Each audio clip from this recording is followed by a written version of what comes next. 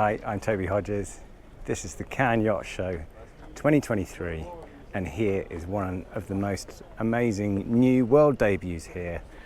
It's the CNB 78, and it's the first CNB since Solaris bought the brand off Group Beneteau, and it should be a genetically similar to, but an improvement on the CNB 76 of old. Let's go and have a look on board.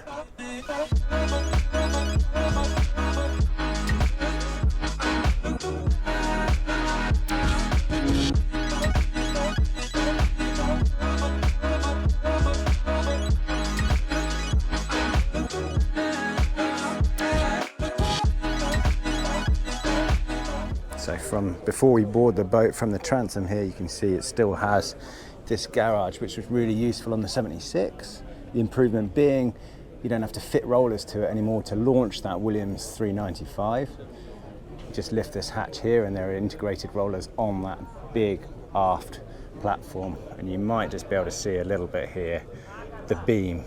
So not only are you going to get that extra couple of feet on here in terms of volume, but you're going to have all that extra beam as well. So moving down through this offset companionway, we are into the cool and calming deck saloon, an interior design by Jean-Marc Piaton. So it's the same design team, Philippe Briand and Jean-Marc Piaton, as designed the 76 before.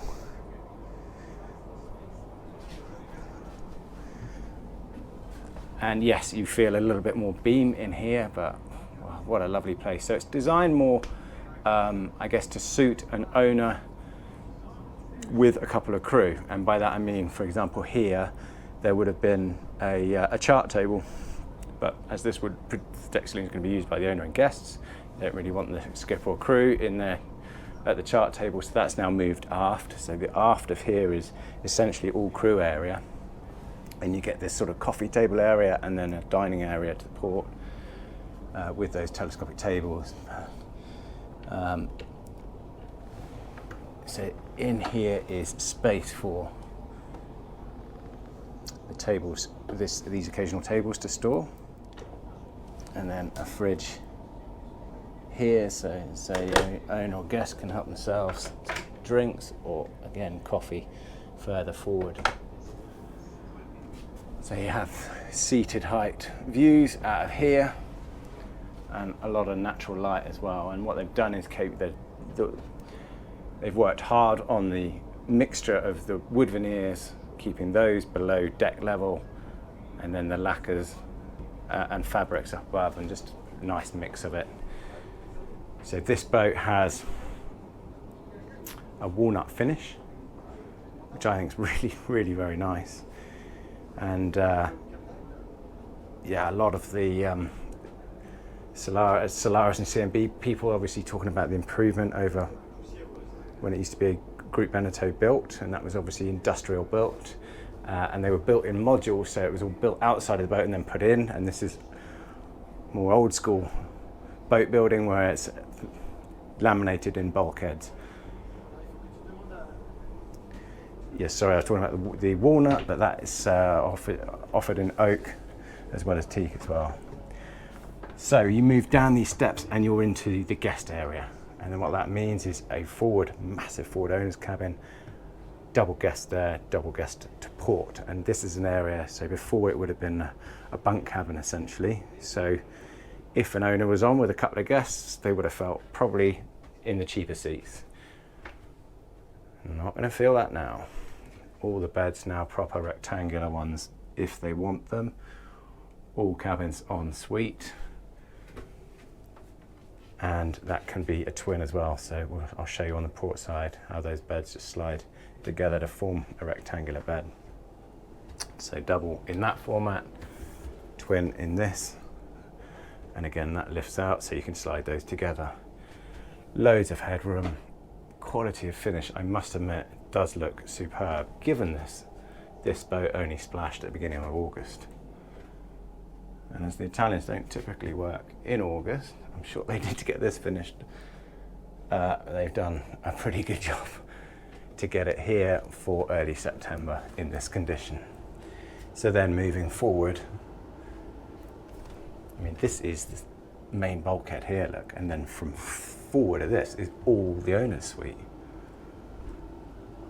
I mean, that's very, very impressive amount of space and privacy. So it's a nice design touch, but it gives you that bit of privacy if you are keeping that door open there. You're not looking into the other cabins, but also having the headboard right up there with all of that beam to enjoy as well. It means you're lying or sitting up on the berth there, and you're I don't know, 30 feet probably away from anyone else. You can choose this cabin with the headboard the other end at that end here, so the bed would be offset and the headboard would be there. Yeah, wow, what a load of space. I'm trying to keep this to a quick tour because I really hope to be able to sail this boat one day as well. Anyway, huge vanity table. It's got a lift-top TV there. Apparently number 2 will have a piano. Oh, it's lovely and cool in here with the aircon on. Big natural light. And obviously loads of stowage space. And yeah, attention to the woodworking, which Solaris are renowned for. Wrap veneers around the bulkheads. Large ensuite heads area and shower stall. And then I'm going to go back through here quickly while they're keeping everyone out the boat kindly for me. This is the main engine access below here, but you'll see we go under these steps to get to that, and there's plenty of access. So then when you get to aft here, this is essentially crew area. And you wouldn't mind being a crew, typically going to be crewed by 2, because look at this. Not a discernible difference between that and a guest cabin, really. So keep your crew happy, keep the same crew. A couple could run this boat comfortably, but you can have a Pullman, a hold down bunk in there as well. Slightly small chart table maybe, aft facing there. But it just doesn't mean, as I said, it means the crew can have this area all to themselves, and the sink's moved outboard, so you've got a big countertop here, so you can work here as well, or a crew mess. I mean, phenomenal amount of space really for the crew to live on and prepare the boat. So big galley area. Cold stowage is also pretty amazing. If I can figure out how to open it, there we go.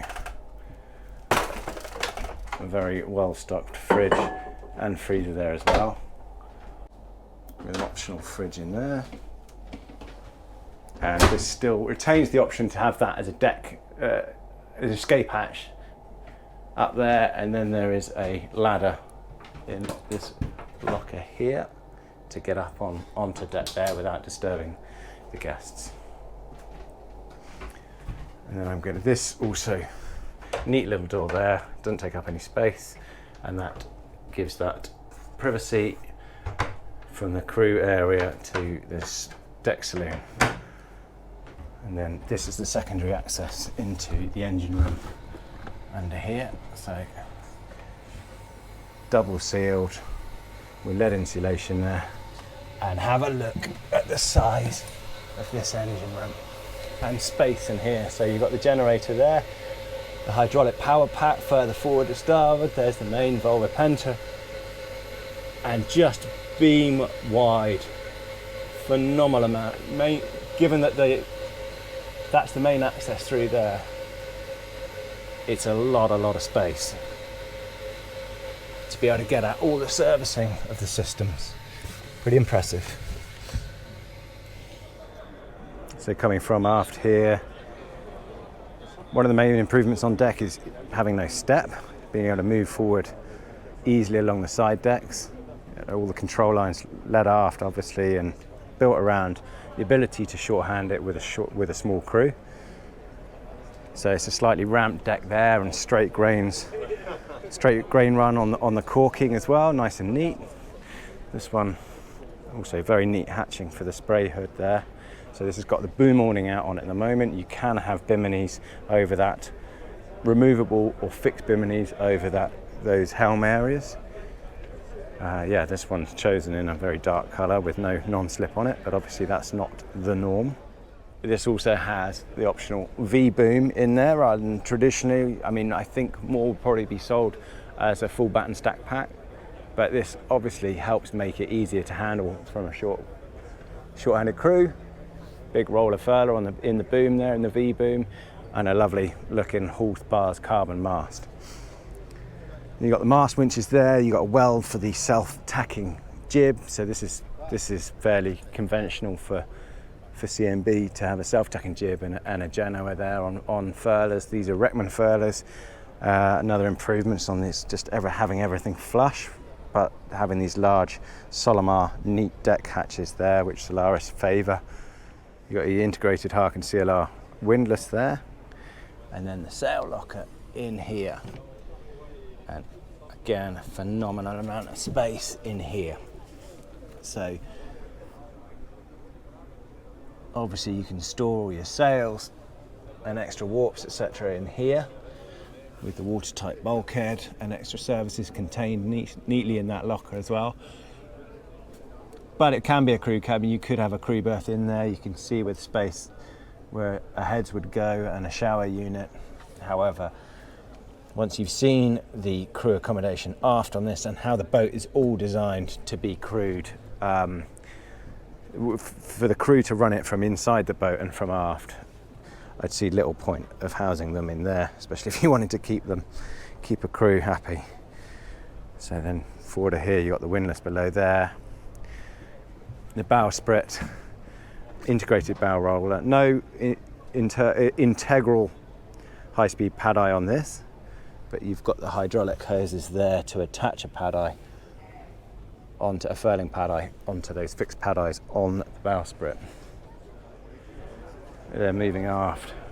Again, you've got a very big, long cockpit, really nice for socialising, particularly if you can have this boom awning up at anchor, and then the central winch, and then the same this end obviously running aft.